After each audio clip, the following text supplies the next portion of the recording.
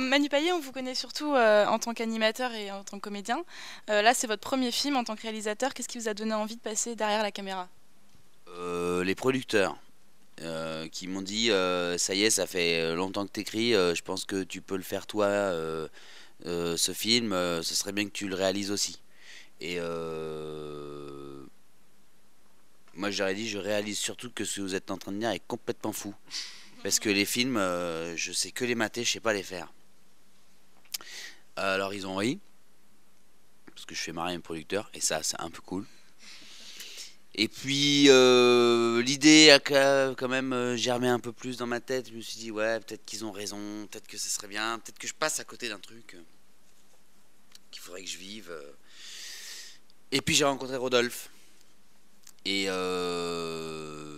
je suis retourné voir mes producteurs. J'ai dit ok, en fait je vais le faire, mais à deux. Et j'ai trouvé un gars et ce sera ce gars-là. Et Rodolphe était même pas dispo à l'époque où on devait faire le film et j'ai demandé à mes producteurs de décaler le tournage pour qu'on soit sûr de l'avoir lui. Donc c'était vous dire si j'étais en confiance avec lui et avec moi. C'est-à-dire que voilà. Tu les faisais encore marrer à cette époque. Ouais, là ça les a moins fait marrer quand même le décalage, mais bon, ils étaient pas méchants. C'est une alliance qui a plutôt bien marché parce que vous avez eu le Grand Prix à l'Alpe d'Huez, ce qui est plutôt bien pour un premier film. Premier film vraiment réussi, mais du coup ça se passe comment la répartition des tâches? Qui fait quoi dans le film? Vous êtes complètement complémentaires? Comment ça se passe? Bon, oui, on s'est complémentarifié parce que c'est-à-dire que bon, déjà quand je suis allé voir Rodolphe la première fois pour lui parler de ça, je lui ai dit un petit peu ce qu'il fallait là où j'avais besoin d'être, c'est-à-dire sur la majeure partie de la fabrication. Euh, Moi, ce qui me passionnait et ce dont j'avais le moins peur, enfin vraiment, alors que j'en avais très très peur, c'était diriger les comédiens. Voilà, je savais comment il fallait que ça sonne sur le papier, comment il fallait que ça sonne en vrai. Ça, j'avais à peu près une idée quand même. Mais comment on allait faire pour mettre en scène tel ou tel moment de comédie pour que ce qui était drôle sur le papier le soit aussi et soit même sublimé, soit même encore plus drôle à l'image, j'avais peur qu'on passe à côté quoi. Et moi je faisais pas un film pour dire que j'ai fait mon film, ok. Pas du tout. Moi je fais un film pour que vous kiffiez, pour qu'on kiffe ensemble en fait. Voilà. Pas que pour vous en fait, pour moi aussi, mais pour qu'on kiffe tous ensemble. Et pour que je capte qu'on est dans le même délire. Hier soir, on a fait une projo à Toulouse de fou. J'ai dit, ok, on est tellement dans le même délire. Mais c'est tellement charmé d'être avec 250 autres personnes dans le même délire à ce point. Mais c'est ouf, quoi. Et voilà, ça, c'est un vrai cadeau. Et du coup, ça veut dire que on a bien travaillé et qu'on a été effectivement complémentaires là où il fallait. Rodolphe va vous dire dans où, enfin, comment. Ouais, non, c'est vrai que enfin, au début, quand on en a parlé, enfin, quand Manu m'a parlé de ce projet et que j'ai accepté de le faire, c'est vrai qu'au début, on s'est dit, bon, bah voilà, ce sera une répartition bête et méchante de se dire que chacun vit avec ses qualités, avec son. Et puis au fond, on se rend compte très vite qu'un film, c'est pas aussi simple que ça. Et qu'au fond, voilà, on se soutient mutuellement. C'est-à-dire que Manu, là où il vous dit que euh, la partie qui l'inquiétait le moins, c'était la mise en scène et la direction, enfin surtout la direction de comédien. Voilà, c'est parce qu'il pense qu'il sait pas, enfin il connaît pas l'autre partie qui est la technique, la mise en image, la mise en espace, etc. d'une situation. Et au fond, chacun avec notre passé, chacun avec notre cursus, avec notre bagage, et lui, du coup, avec son côté hyper cinéphile, cinéphage, le mec qui bouffe 10 films par semaine, au fond, il essaie les choses, et il sait quel plan il a envie d'avoir. Et moi, de la même manière, à force de travailler sur des films et de voir comment les autres dirigent, parce que auparavant je travaillais pour d'autres metteurs en scène, finalement j'avais aussi tout un bagage par rapport à la direction de comédien qui a fait que chacun avec nos atouts, chacun avec notre passé, on est arrivé en fait avec des choses qu'on avait conscience d'avoir, et puis d'autres qu'on a découvert et qui ont fait que c'est vraiment devenu un film à deux, et puis que ça a été très agréable parce qu'il y a une vraie complémentarité. Et même dans les comportements, même dans la nature, et même dans l'approche du cinéma. Et c'est ce qui fait, je pense, que on a pris tous les deux du plaisir à le faire, et ensemble et individuellement, et que effectivement, c'est pour un premier film, on est content et c'est abouti parce que de bout en bout, voilà, on a un truc chic, élégant, et puis qui raconte quelque chose parce que c'est quand même ça le principal, quoi. Vous avez aussi une super équipe de comédiens. Alors, il y a beaucoup de comédiens qu'on voit assez peu en fin de compte, et surtout certains pas tellement dans des rôles comiques. Merci. Comment ça s'est passé le casting? Pourquoi avoir choisi ces comédiens? Exprès. On a fait exprès. J'ai depuis le début dit que venez, on prend des gars qui viennent pas forcément de là, quoi. Venez, on va pas dans la A-list, tu sais, de genre, ok, meuf amoureuse de Manu, machin. Tu vois ce que je veux dire? Venez, on bouscule. C'est-à-dire que, en fait, l'idée était, non, j'adore machin et la A-list, y a pas, j'ai quasiment fait que ça, mais là, comme si tu veux, on voulait faire une comédie romantique, respecter les codes à peu près, avec de manière très humble, hein, on voulait pas évidemment se battre contre quand Harry rencontre Sally, Marie à tout prix, et Nuit blanche à Seattle, ou ces délires là, tu vois, on n'est pas des débiles, mais que voilà, il s'engueule avec sa meuf, elle lui met une claque dans la gueule, il tombe par terre, il lui court après, il y a une musique chambée quand il court, ça que je voulais, moi. C'est ça que je voulais, mais vraiment, je voulais pas, voilà, je me suis plus battu, j'ai plus eu peur de pas avoir le morceau que je voulais sur quand il court, je le dis de manière débile exprès, sur quand il court, que j'avais peur qu'il réussisse pas à filmer quand il court. Mais ce moment où il court, s'il n'y a pas ce morceau là, ça marche pas, c'est pas bon, il fallait ce morceau là. Bref, du coup j'ai dit venez, on prend Anaïs de Moustier pour faire la meuf de Ben, sa première comédie, quoi. Venez, on casse ces codes-là, puisqu'après on va être dans les codes et venez, on casse autre chose en fait. On l'aborde différemment. Et venez, ça va être vraiment chambé en fait de l'avoir Anaïs de Moustier. Parce qu'au départ, t'es tout seul. Ah ouais, non, mais j'aime bien la meuf, mais enfin bon, dernier film que j'ai vu, c'est Le Guédillan. Ouais, bon. Ouais, pas marrante. Ouais. Bah mec, on s'en fout, c'est une comédienne. Et puis en plus, la meuf dans la vie, elle est canon, elle est géniale, elle est super marrante, elle est drôle, pétillante, tu tombes amoureux en 5 minutes. Combien de potes sont passés sur le tournage? On dit mec, voilà, tu peux m'envoyer le numéro d'Anaïs, tout. Mec, je vais pas être trop relou, je te jure, je lui fais un texto. Le gars a pété un câblage. Enfin les gars, vous plaisantez ou quoi? Je peux commencer à vous envoyer le numéro de mes comédiennes? Ça va pas, non? Tu vois? Donc je savais en le demandant qu'on avait raison, quoi. Pas quand elle est arrivée sur le plateau. Après, effectivement, quand elle arrive sur le plateau et que tu regardes au combo, tu dis waouh. Et là, t'appelles les gars, tu fais mec, c'était toi qui doutais un petit peu? Tu peux regarder ça, s'il te plaît? Juste ce petit moment où la meuf fait des petits points, des petits pieds, un petit coup de pied, petit coup de. Mec, tu veux quoi exactement dans une comédie romantique si c'est pas ce moment-là de fou? Tu veux quoi dans ton couple si c'est pas ce moment de complicité aussi dans la vraie vie, que ta meuf elle te charrie comme ça? Enfin, moi j'aime ça, voilà. Moi je trouve ça, nous on trouve ça, voilà, cool. Après, tu vois, tu penses à d'autres comédiennes en écrivant machin, etc. Puis tu vas à Los Angeles. Alors j'ai eu la chance d'aller à Los Angeles. Non, parce que après, tout le monde n'a pas la chance d'aller à Los Angeles. Ouais, je la connais, hein, voilà. Mais voilà, tu vas à Los Angeles et donc j'étais chez Gad Elmaleh, et puis tout le monde a la chance. Bah oui, bah voilà, pardon. Mais voilà, je vais pas vous mentir, je vais pas vous dire, oui, je traîne dans la rue, paf, qui c'est qui tombe par terre, machin, je la ramasse et hop, je viens, fais mon film. Elle me dit oui. Non, c'est pas vrai.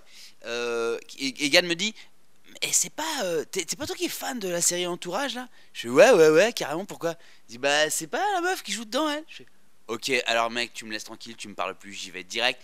Je lui fonce dessus et je me rends compte qu'elle parle un peu français. Et je lui dis mais ça, faut que tu fasses un film en France en fait, en français. Et elle me fait ouais, j'adorerais. Et là, alors que je suis en train d'écrire déjà, je me dis même pas, ah non, je vais pas l'embêter. Tu sais, comme vous parfois avec moi, par exemple. Tu vois, je vais pas embêter le gars avec ça. Ben, moi, je fais ça avec elle, tu vois. Je vais pas embêter la meuf avec ça. Et puis, tu sais, je reprends l'avion, je rentre chez moi, je me dis, putain, je suis complètement con en fait. Pourquoi j'ai pas. J'ai possible. Et du coup, je l'ai rappelé. Je lui ai dit, voilà. Mais là, en 2 heures à peine, elle me rappelle, elle avait lu. Elle m'avait fait un brief comme ça par mail, à l'américaine totale. Un brief par mail de fou, tellement kiffant, tellement grisant, tellement galvanisant, tellement.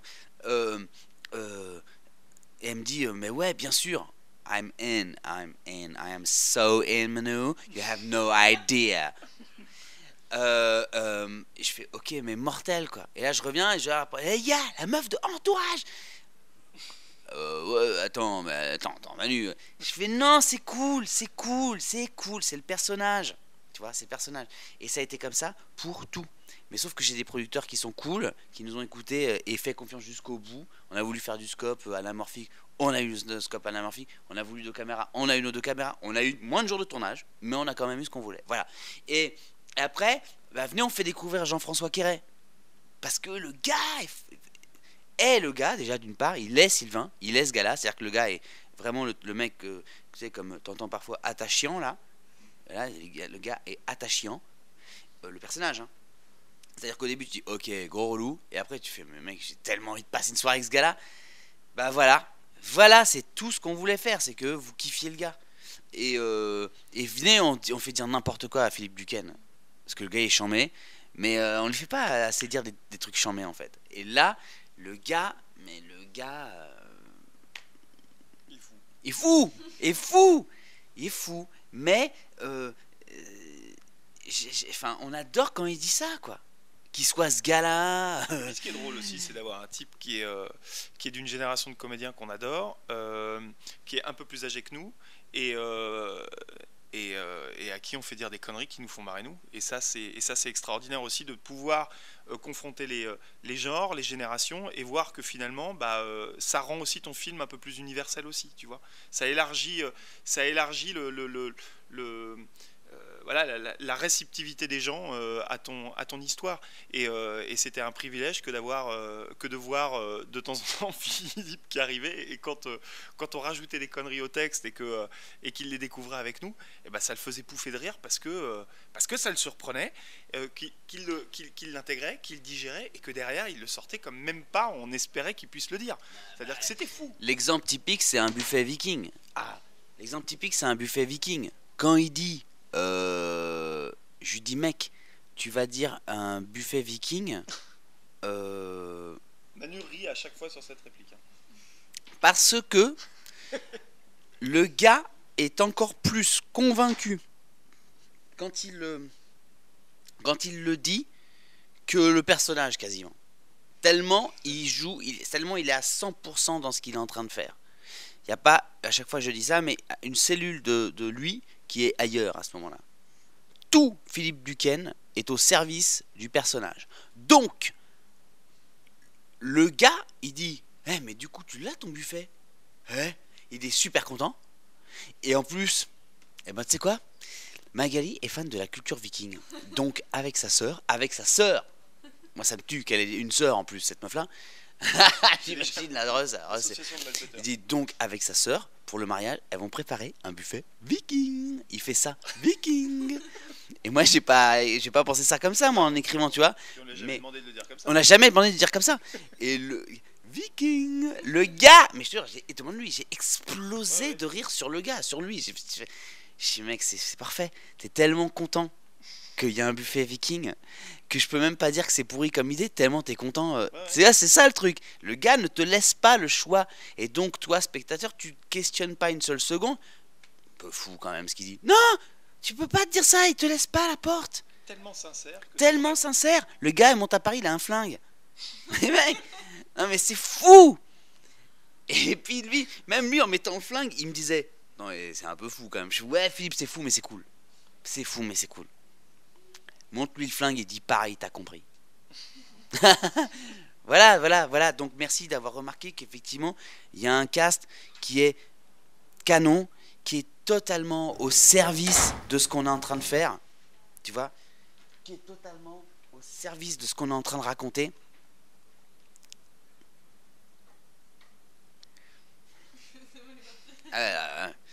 Allez, vas-y, bon, pour ce coup-là, je vais le faire chier, je vais la déposer tout doucement. Et voilà, aucun bruit. Qui est totalement, et toute notre équipe, et les comédiens, et l'équipe technique, étaient tous au service de la même histoire. Ils avaient tous là cet enthousiasme que vous voyez là maintenant. Tous.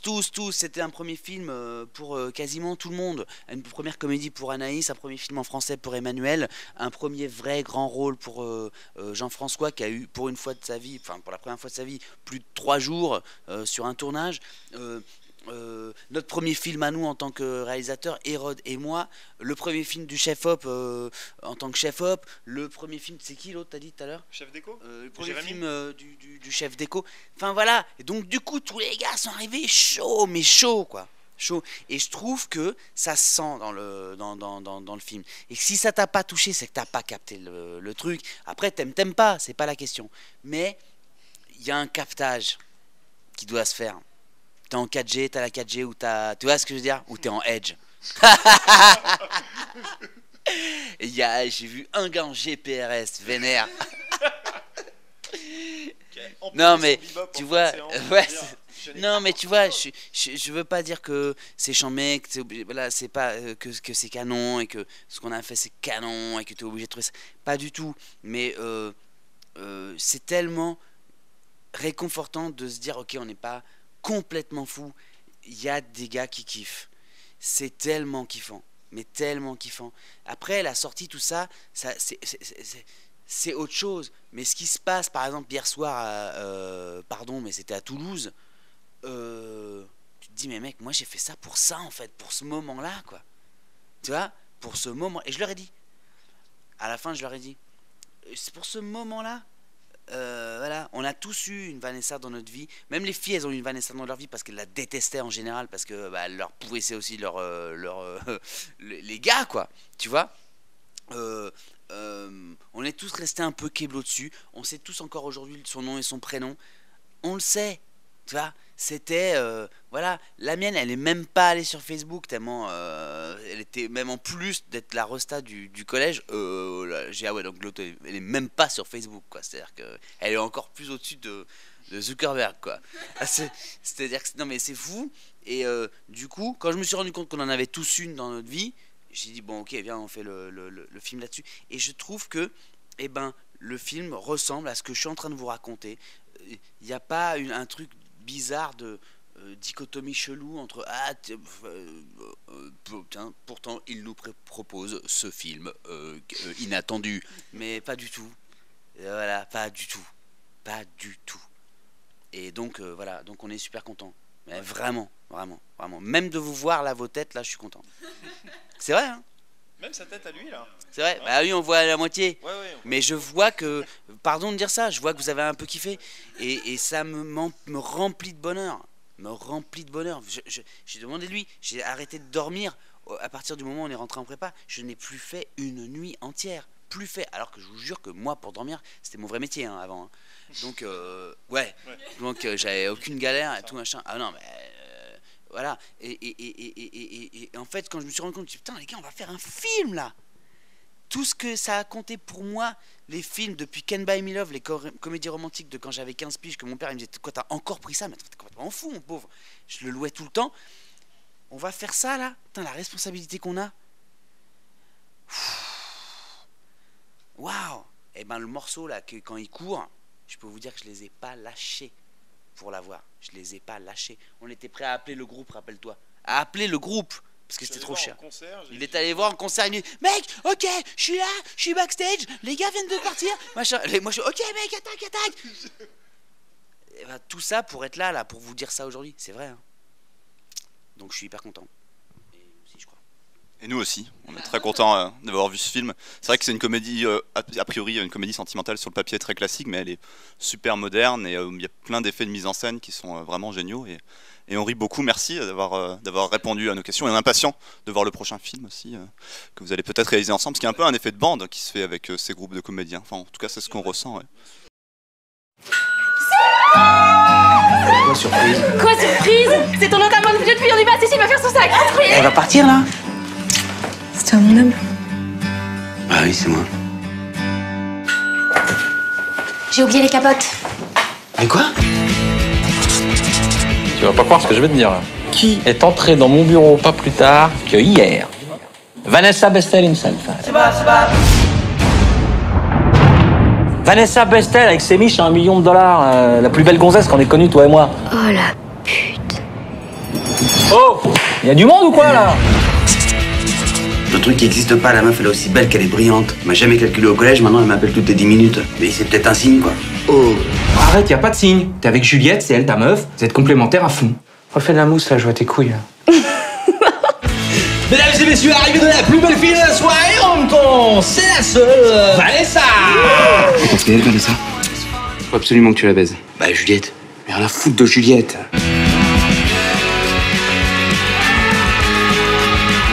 On est potes, je veux pas qu'on soit gênés. You're amazing. On dit qu'on est potes et on s'emballe, c'est pas non plus le meilleur moyen d'être pote.